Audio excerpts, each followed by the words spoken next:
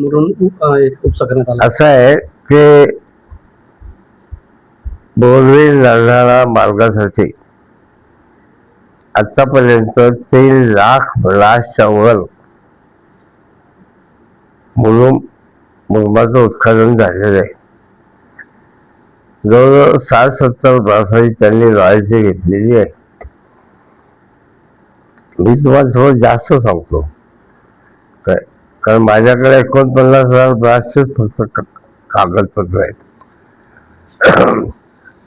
आता त्या ठिकाणी पाणी लागून गेले, म्हणजे वरपासूनची खालपर्यंतची खोली हे अंदाजे 50 फुटापेक्षा जास्त आहे. अजून पाऊस पडला नाही, त्या ठिकाणी प्रचंड पाणी साचलंय. दुसरी महत्वाची गोष्ट अशी आहे की धुळे जिल्ह्याच्या आजूबाजूला काय हे जे काय उत्खनन होतं त्या उत्खननामध्ये तहसील अधिकारी, महसूल अधिकारी सरळ सांगतात, वरपर्यंत आम्हाला लाभ द्यावी लागते.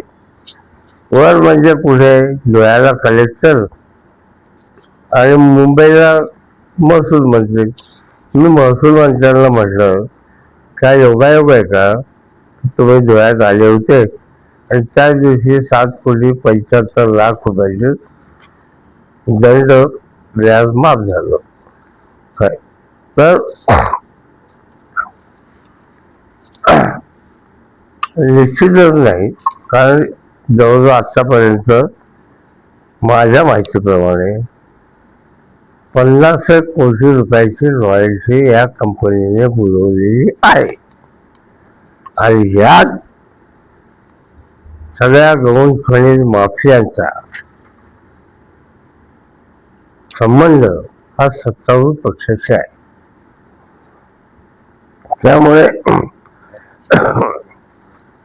ही जी परिस्थिती आहे ती जर बदलायची असेल तर जे दरोडेखोर आहेत अधिकारी त्यांनाच तुम्ही चौकशी करायला सांगता. ज्यांनी तिजोरी लुटून नेली त्या दरोडेखोरात तपास अधिकारी म्हणून नेमतात. हे नवीन धोरण यांनी अवलंबलेलं आहे. तेव्हा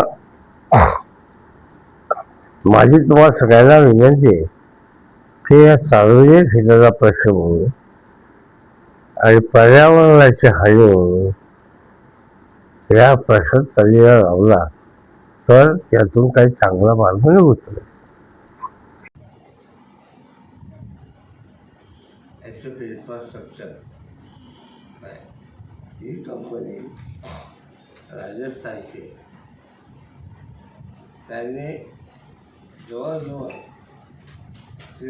आता मागे मी सांगितलं 2 लाख ब्लास उचललं आहे.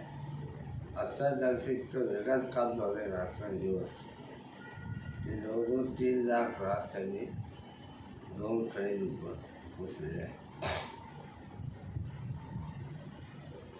जर सगळ्या एकत्र त्याची बेरीज केली, दंड, व्याज, 2 खनिजाची किंमत, तर साधारणतः 50 कोटीपर्यंत जाते.